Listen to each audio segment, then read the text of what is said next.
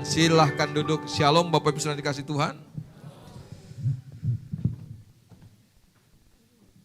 Dunia kita sedang tidak baik-baik saja. Kalau saudara dengar berita, banyak kabar-kabar yang menakutkan yang kita dengar. Khususnya kejadian-kejadian yang terjadi di Timur Tengah. Saudara dengar kabar itu? Israel sedang apa saudara? Ada yang dengar kabarnya? Sedang apa? Sedang perang saudara ya. Ini bangsa yang memang senang perang saudara ya. Ini bangsa yang hebat luar biasa. Selalu menemukan cara untuk memenangkan peperangan mereka. Bahkan ada taktik, ada strategi baru yang mereka lakukan yang bikin dunia tercengang. Waktu mereka menanam bom di pager dan di HT saudara ya.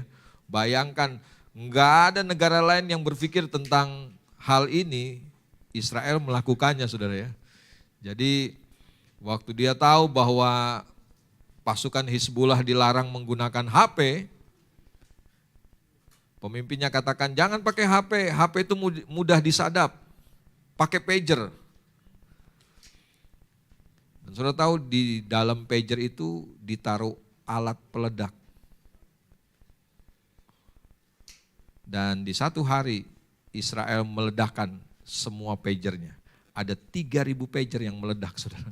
Bayangkan, segitu hebatnya bangsa ini sampai hari ini dia masih berdiri saudara ya. Negara kecil di Timur Tengah dikelilingi oleh musuh-musuhnya. Tapi sampai hari ini masih berdiri. Masih tetap eksis sebagai satu bangsa. Dan diakui keberadaannya sebagai bangsa. Agak aneh bangsa ini. Dan hari ini saya mau mengajak kita untuk melihat siapa sih sebenarnya bangsa ini? Bagaimana permulaan bangsa ini? Bangsa ini dimulai dari seorang yang bernama Abraham. Abraham itu berasal dari satu negeri yang namanya negeri enggak lulus sekolah minggu pasti semua. Ya kan? Jadi saudara enggak lulus sekolah minggu ketahuan. Saudara enggak tahu bahwa Abraham itu berasal dari satu daerah yang namanya Ur Kasdim. Ur Kasdim itu kira-kira dikenal juga sebagai daerah apa itu ya? Waduh, Ibu Jenny langsung. Itu sekarang ini mungkin ada di daerah Irak atau Iran saudara ya. Daerah Mesopotamia yang sekarang kita kenal sebagai daerah Persia. Makanya enggak heran musuh besarnya Israel sekarang ini adalah Iran. Ya, karena nenek moyang mereka tuh dari sana. Abraham tuh dari sana. Kemudian kita tahu Abraham punya dua orang anak ya. Satu Ishak, satu Ismail. Yang kemudian dari kedua anak Abraham ini muncul bangsa-bangsa yang besar. Dari Ishak kemudian melahirkan, istrinya Ishak melahirkan. Jangan masa Ishak melahirkan. Istrinya Ishak melahirkan 2 orang anak juga saudara ya. 2 orang anak. Waktu Ishak melihat kenyataan begini bahwa istrinya mandul, dia berdoa sama Tuhan, minta keturunan. Dan Tuhan dengar doanya Ishak sehingga dia punya anak. Sekali melahirkan istrinya Ishak ini 2 orang anak, kembar saudara. Tapi ada keajaiban waktu 2 anak ini lahir. Sebelum anak ini lahir, Tuhan sudah menubuatkan kepada Ishak bahwa dalam rahim istrimu itu ada 2 bangsa. Ada 2 bangsa yang akan saling bertentangan. Ada 2 bangsa yang bisa berperang. Dan ini keajaiban keanehan berikutnya, yaitu firman Tuhan katakan bahwa si adik akan lebih kuat dari kakaknya. Si adik akan menguasai kakaknya.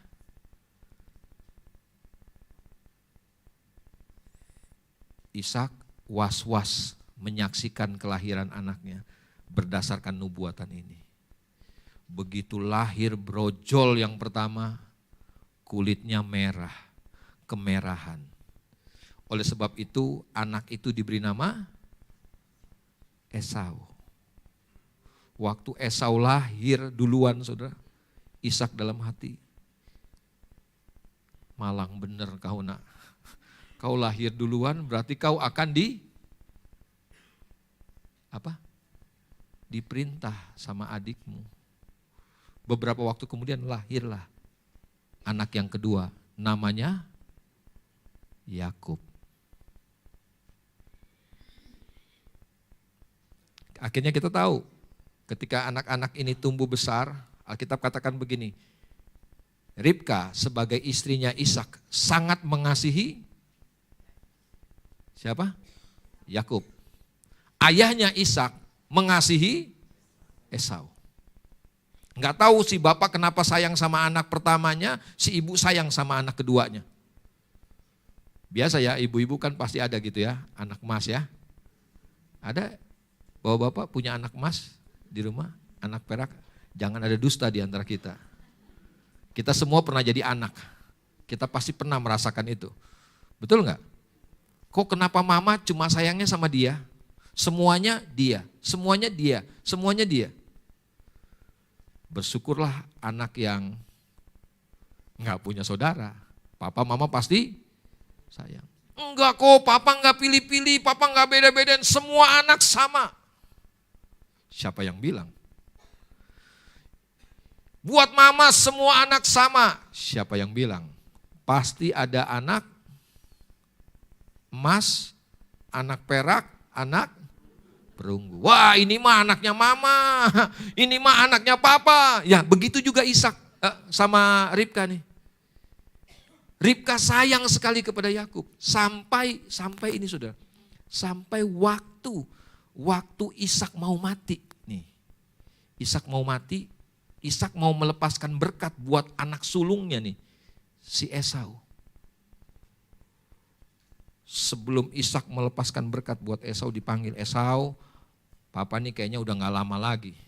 Papa mau doain kamu, berkati kamu. Tapi sebelum papa doain kamu, berkati kamu, tolong kamu masak makanan yang paling enak buat papa. Esau adalah seorang pemburu. Esau cepat pergi ke padang untuk menangkap rusa untuk dibuatkan makanan bagi ayahnya. Waktu si Ishak panggil Esau untuk memberkati anak ini, mamanya dengar. Wah, Esau mau diberkati nih. Enggak boleh, mesti si Yakub yang diberkati. Dipanggil si Yakub, Kub, sini Kub. Mama siapin masakan buat kamu, nanti kamu bawa kasih papa. Kamu ngaku sebagai, aku bilang gak bisa mah, kulit kita beda. Esau itu berbulu, saya itu enggak. Gampang kita ambil baju yang berbulu supaya papamu kan udah gak bisa lihat gitu kan. Dia cuma pegang-pegang, nanti kamu ngaku aja kamu adalah Esau. Dan benar skenarionya saudara. Waktu Yakub menghampiri papanya, menipu papanya seolah-olah dia adalah Esau, maka bapaknya melepaskan berkat buat Yakub. Inilah perjalanan hidup Yakub. Yang dari awal Tuhan sudah menubuatkan bahwa dia akan menjadi bangsa yang besar. Dia akan menjadi bangsa yang hebat. Tapi sayangnya gini loh, dia menghalalkan segala cara. Dia lupa bahwa sebenarnya Tuhan punya kuasa untuk mewujudkan apa yang Tuhan sudah tetapkan. Yakub berbuat seolah-olah Tuhan gak punya kuasa untuk mewujudkan apa yang Tuhan sudah nubuatkan, apa yang Tuhan sudah tetapkan buat Yakub. Yakub berpikir Tuhan gak bisa melakukan itu, makanya dia perlu bantu Tuhan dengan caranya sendiri. Dan singkat cerita, karena Yakub sudah mendapatkan berkat hak kesulungan itu, ibunya tahu Esau pasti akan marah. Ibunya pesan kepada Yakub, lari dari rumah ini supaya kakakmu jangan bunuh kamu. Dan benar saudara, Waktu Esau datang, papanya bilang, terlambat nak. Papa sudah lepaskan berkat buat adikmu. Esau marah, kakaknya marah. Dan Esau berjanji akan membunuh Yakub. Nah, firman Tuhan yang saya mau ajak untuk kita renungkan dimulai dari kisah itu. Waktu Yakub sudah merasa begini, bahwa dia sudah aman. Kakaknya mungkin sudah lupa, tetapi tiba-tiba Yakub mendengar kabar begini. Sampai dia punya anak, saudara. Sampai dia punya anak yang banyak itu, saudara. Kakaknya ternyata masih mencari-cari dia. Untuk apa? Untuk bunuh dia. Makanya coba kita lihat Kejadian pasal yang ke-32. Mulai ayat yang pertama kita akan melihat di situ ada judul perikop, Yakub takut bertemu dengan Esau. Karena Yakub tahu bahwa kalau dia ketemu dengan Esau, dia pasti akan mati. Saudara tahu bahwa Yakub punya track record perjalanan hidup yang gak bagus, saudara ya. Dia adalah penipu yang pernah ditipu. Tapi kehidupannya penuh dengan tipu muslihat. Sama kayak kita kan ya. Kayaknya saudara gak ngaku ya. Ada sini yang gak pernah nipu? Sampai ada istilah nipu kudus Pak Taufik.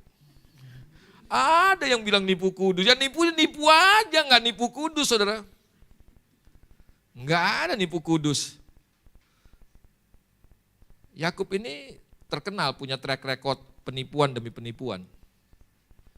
Dan waktu dia akan berhadapan dengan kakaknya, sebagai manusia, dia mulai atur strategi. Dia atur strategi, Kejadian pasal 32, mulai ayat yang ke-22 saudara melihat bahwa Yakub merencanakan begini, kalau dia ketemu sama kakaknya, karena kakaknya datang dengan 400 pengawal. 400 pengawal yang siap membunuh Yakub. Esau siap dengan 400 pengawalnya untuk membunuh Yakub. Yakub mulai atur strategi. Kalau begitu gua ada di barisan paling belakang deh. Yang dia taruh istrinya dulu. Istri yang gini loh, yang paling gak disayang. Istri yang paling gak disayang ditaruh duluan nih. Kasihan deh lo. Anak-anaknya. Istri yang paling disayang sama anak-anaknya paling belakangan. Nah yang terakhir Yakub. Dengan pemikiran begini, kalau Esau ngelihat istri sama anak-anaknya pasti Esau gak akan tega lah bunuh perempuan sama anak-anak. Kalau udah itu yang terjadi, aman, gua aman. Pinter banget saudara. Ada bapak-bapak yang suka korbanin keluarganya? Di sini nggak ada ya, bapak-bapak tanggung jawab semua ya. Amin. Kok nggak ada amin? Ada bapak-bapak yang suka korbanin istrinya? Saya punya teman tuh saudara. Dia orang Manado, istrinya orang Ambon. Istrinya karena orang Ambon kan ya lumayan gelap kulitnya saudara ya. Jadi kalau naik Metro Mini, daerah Blok M tahun-tahun 2000-an awal itu kan banyak pengamen. Pengamen-pengamennya itu udah tatoan, antingnya gede banget gitu kan. Bukan cuma ngamen mereka, nodong sebenarnya kan. Pernah ngalamin itu saudara ya? Bukan ngamen, nodong. Itu kalau itu pengamen-pengamen sudah naik, suaminya udah mulai gemeter saudara. Langsung dia bilang sama istrinya, pindah tempat duduk. Lu yang di pinggir sini aja. Istrinya bilang, apaan sih lu kan laki-laki. Tapi kan lu yang lebih serem. Karena dia orang Ambon saudara, istrinya suruh di pinggir. Supaya kalau preman itu naik, yang dilihat, istrinya emang gak pernah takut saudara. Debt collector datang aja ke rumahnya yang nyamperin istrinya. Lu mau apa? Lu mau apa? Lu orang Ambon, gue juga orang Ambon. Jangan macem-macem ya. Ada laki-laki yang suka korbanin istrinya saudara. Ada orang tua yang korbanin anaknya. Nah Yakub kayak begini nih. Dia udah ngatur strategi. Karena apa? Karena ketakutannya. Sampai akhirnya, coba kita lihat ayat yang ke-22. Kejadian pasal yang ke-32. Ayat 22, 23, 24. Sampai 24 saja. Demikian firman Tuhan, pada malam itu Yakub bangun dan ia membawa kedua istrinya kedua budaknya perempuan, dan ke-11 anaknya, dan menyeberang di tempat penyeberangan sungai Yabok. Jadi waktu mereka mau nyebrang, yang diseberangin Yakub adalah semua istri dan anak-anaknya duluan. Kemudian dia balik lagi, kemudian sesudah ia menyeberangkan mereka, ia menyeberangkan juga segala miliknya. Setelah istri anak-anaknya nyebrang, barang-barangnya, hartanya diseberangin juga. Ayat yang ke-24, lalu tinggallah Yakub seorang diri. Dan seorang laki-laki bergulat dengan dia sampai fajar menyingsing. Saudara tahu arti nama Yakub adalah apa? Arti nama Yakub apa? Arti nama Yakub adalah penipu. Jadi namanya Yakub itu cocok sama kelakuannya. Kalau kita kan nggak cocok ya sama kelakuannya ya. Namanya Petrus, Yohanes tapi nipu gitu kan. Namanya Matius gitu. Kecuali namanya Yudas nah gitu ya. Berkhianat itu cocok gitu kan. Kita kan kadang-kadang nama sama kelakuan enggak cocok. Makanya ada istilah begini, nama nabi, kelakuan bebong. Nama nabi, waduh kelakuan. Kalau Yakub cocok nih, namanya Yakub artinya penipu. Dan perhatikan baik-baik dalam perikop ini, yang terjadi adalah begini. Ketika Yakub dalam ketakutan sedang dikejar-kejar oleh Esau, artinya begini, dia sebentar lagi akan ketemu dengan Esau. Dia nggak bisa lari. Karena apa? Dia bawa rombongan yang banyak. Ada istri, ada anak-anaknya, ada hartanya. Sementara Esau datang dengan pengawal-pengawalnya, dengan pasukannya 400 orang. Siap untuk membunuh. Yakub tidak terbiasa berperang. Lain dengan Esau. Esau sejak muda dia terbiasa berperang. Karena Esau hidup di padang, setiap hari dia berburu, setiap hari dia mengejar binatang. Dan Yakub adalah anak manis yang tinggal di rumah. Dia nggak bisa apa-apa, satu-satunya kelebihan Yakub adalah menipu. Untuk mendapatkan semua yang dia inginkan, dia selalu punya cara. Dia pakai caranya sendiri untuk mendapatkan apa yang dia mau. Saya nggak tahu hari ini apakah ada di antara kita yang seperti Esau. Ada banyak keinginan kita dan kita coba mendapatkannya dengan caranya kita. Dengan caranya kita. Kita nggak peduli lagi dengan Tuhan. Kita pikir begini, Tuhan itu cuma urusannya di gereja. Kalau untuk kehidupan sehari-hari, biar saya mengerjakannya dengan cara saya. Saya mau katakan begini, cara kita banyak kali berbeda dengan caranya Tuhan. Yakub kadangkala menghalalkan segala cara untuk mendapatkan segala keinginannya.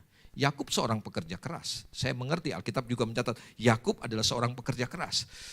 Untuk mendapatkan kedua istrinya, dia bekerja 14 tahun kepada ayah mertuanya untuk mendapatkan istri. Dia bekerja dengan keras. Seorang pekerja yang hebat luar biasa, tetapi sekaligus seorang yang bisa menghalalkan segala cara.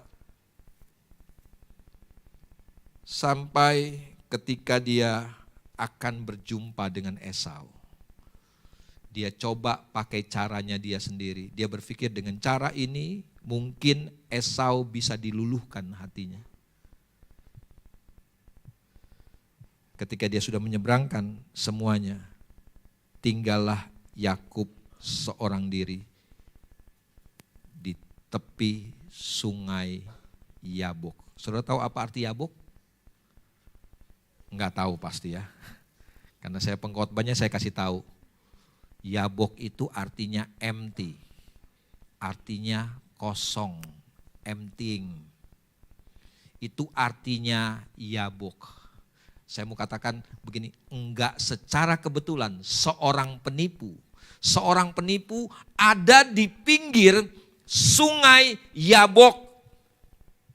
Sungai yang gini loh, sungai yang ingin menunjukkan kepada Yakub begini bahwa di tempat ini nih kamu bukan siapa-siapa. Dengan semua reputasimu, kamu tuh bukan siapa-siapa. Dan di sungai Yabok, di sungai yang kosong ini, di sungai kekosongan inilah, Alkitab katakan, Yakub bergumul dengan Tuhan. Bapak Ibu Saudara dikasih Tuhan, saya mengerti bahwa hidup kita seringkali berhadapan dengan ketakutan. Ada situasi, ada keadaan, ada pergumulan, ada beban yang seringkali membuat kita takut menghadapinya. Bapak Ibu Saudara dikasih Tuhan, beberapa minggu lalu kita dengar isu megatrust, akan ada gempa dahsyat yang katanya kalau gempa itu terjadi mungkin akan membelah Pulau Jawa nih. Kekuatannya mungkin di atas 9 skala Richter. Itu kabar yang menakutkan. Saya nggak tahu, mungkin dalam kehidupan rumah tangga saudara ada gempa-gempa kecil yang sedang mengancam keberadaan rumah tangga saudara. Mungkin dalam bisnismu, dalam pekerjaanmu, dalam usahamu, ada gempa yang sedang mengancam kehidupanmu. Dan hari ini engkau sedang ada dalam ketakutan yang besar. Firman Tuhan ajarkan buat setiap kita hari ini, bagaimana seorang Yakub, seorang penipu itu, kemudian hidupnya berubah. Tahukah saudara, malam di mana Yakub ada di sungai Yabok, itu adalah malam yang Tuhan tunggu. Itu malam yang Tuhan nanti-nantikan buat gini loh, Tuhan menetapkan sebuah rancangan yang besar buat kehidupan Yakub. Di mana malam itu semua kehidupan Yakub itu berubah 180 derajat. Seorang penipu, kemudian kita akan melihat dalam kisah ini, seorang penipu diubah menjadi seorang pemenang. Dan malam itu adalah malam terpenting dalam kehidupan Yakub. Sekali lagi itu malam yang paling Tuhan tunggu buat Yakub. Tanpa Yakub sadar, Tuhan sedang tunggu Yakub di sana. Kapan? Waktu Yakub seorang diri.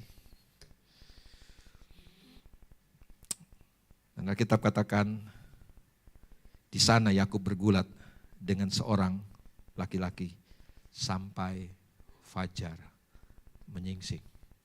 Kita tahu akhirnya sendi pangkal paha Yakub harus dipukul.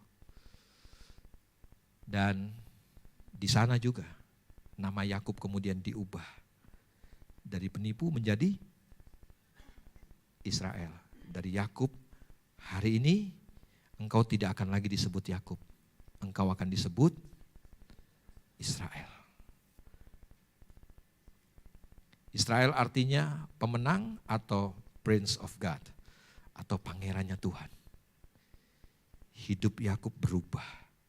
Dan kita tahu akhirnya. Setelah Yakub mengalami pengalaman di sungai Yabok, waktu dia ketemu sama kakaknya Esau, dia bilang sama istri sama anak-anaknya, kamu di belakang, saya yang di depan. Beda saudara, berubah. Sebelumnya Yakub mau atur gini, istri dan anak-anaknya dulu di depan. Hari itu setelah Yakub mengalami pengalaman di sungai Yabok, berubah semuanya. Pemenang itu gak pernah takut hadapi peperangan. Pemenang itu gak pernah takut hadapi kesulitan. Pemenang itu akan hadapi semuanya. Waktu dia masih Yakub, waktu dia masih penipu, dia takut hadapin kakaknya. Dia taruh istrinya di depan. Tapi pengalaman sungai Yabok mengubah kehidupan Yakub. Mengubah cara berpikirnya. Apa yang kita bisa pelajari di sini?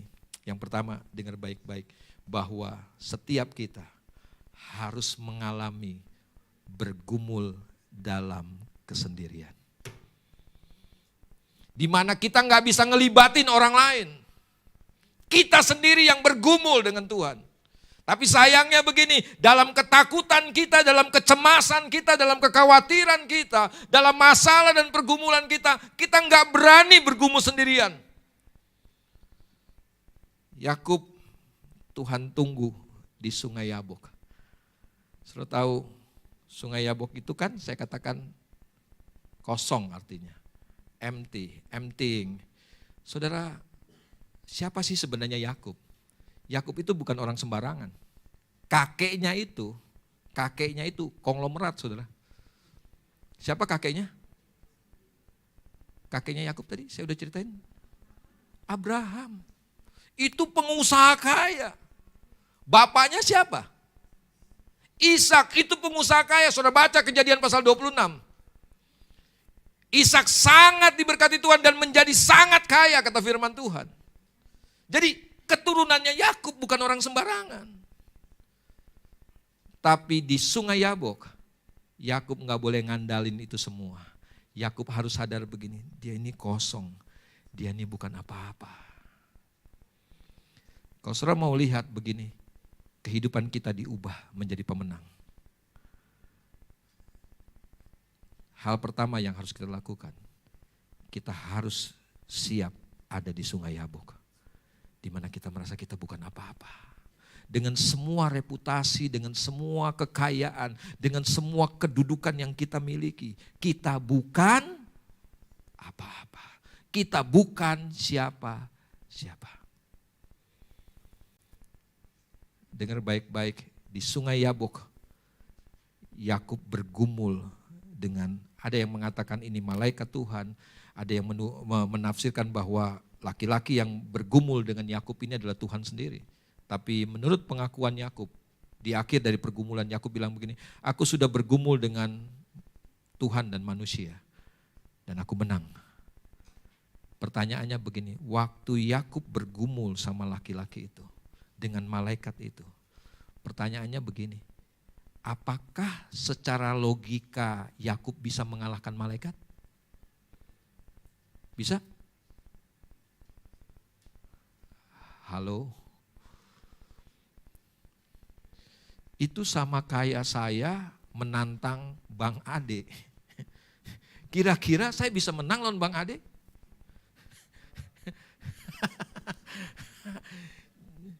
Waduh, di depan Bang Ade saya cuma ditiup satu. Saking saktinya dia saudara. Saya nggak ada apa-apanya. Kira-kira Yakub bisa menang dengan malaikat? Bisa menang? Enggak bisa. Saya mau katakan begini, dalam pergumulan kita,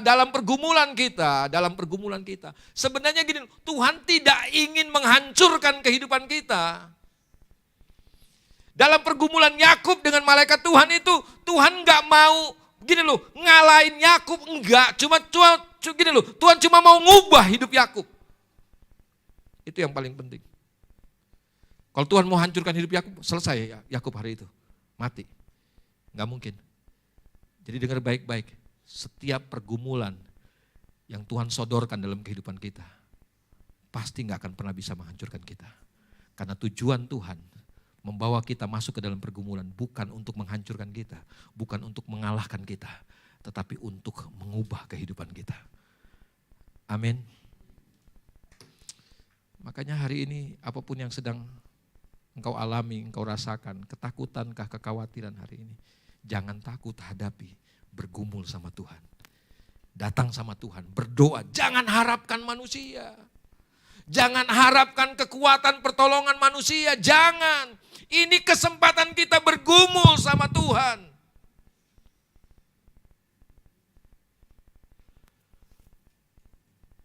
Saudara dalam pergumulan, jangan bergantung sama manusia. Jangan berharap sama manusia.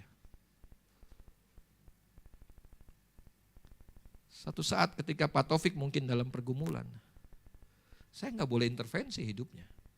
Saya punya kemampuan untuk bantu dia, saya bisa bantu dia. Tapi waktu saya bantu dia, saya sedang merusak rancangan Tuhan buat hidupnya. Kita memang harus saling menolong satu dengan yang lain, tapi dengar baik-baik. Dengar baik-baik, jangan sampai kita merusak rancangan Tuhan buat hidup orang itu. Karena terlalu sering kita ditolong. Terlalu banyak kita cerita, terlalu sering kita minta bantuan manusia. Yang terjadi adalah begini, setiap kali ada masalah datang kita cari pertolongan orang lain. Kita lupa ini kesempatan untuk kita bergumul dengan Tuhan. Dan lihat pertolongan yang datangnya dari Tuhan buat kita. Setiap ada masalah datang manusia. Setiap ada masalah datang manusia. Datang sama manusia. Tuhan gak pernah selesai dengan rancangannya dalam hidup kita. Manusia-manusia yang di sekitar kita ini merusak rancangan Tuhan buat hidup kita. Berani enggak waktu kita dalam kekurangan, kita bergumul sendirian sampai Tuhan tolong kita. Memang pertolongan Tuhan lewat manusia. Tapi kita enggak datang langsung sama manusianya. Minta tolong sama manusianya.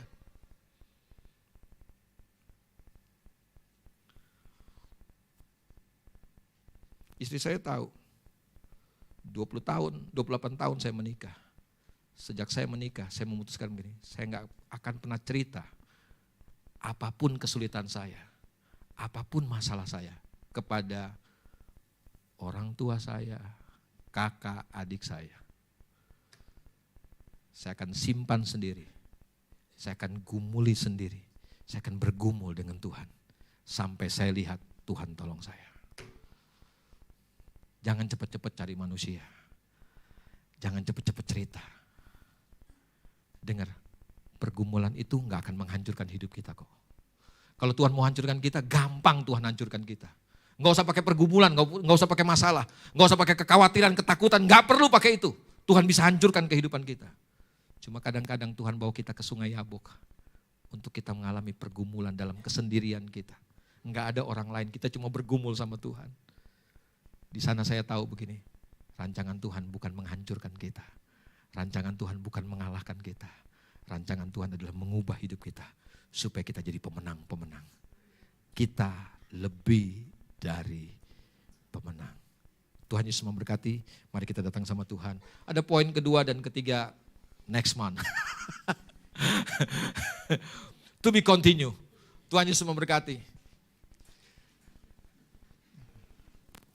Tahukah saudara boy, selain Esau mencari-cari Yakub sekian lama, saya mau katakan begini, Tuhan juga cari Yakub sebenarnya. Sampai Tuhan tunggu Yakub di Sungai Yabok. Saya nggak tahu Tuhan tunggu kita di mana. Saya nggak tahu dalam pergumulan seperti apa Tuhan sedang tunggu saudara di sana. Supaya saudara berserah sepenuhnya kepada Tuhan. Waktu saya pikirkan pergumulan Yakub dengan malaikat Tuhan ini, buat saya gini, harusnya malaikat bisa kalahkan Yakub. Dari sini saya mengerti begini, ya tujuan Tuhan bawa kita dalam pergumulan bukan untuk hancurkan kita, tapi untuk mengubahkan kehidupan kita. Amin. Jangan pakai cara kita lagi saudara, pakai caranya Tuhan.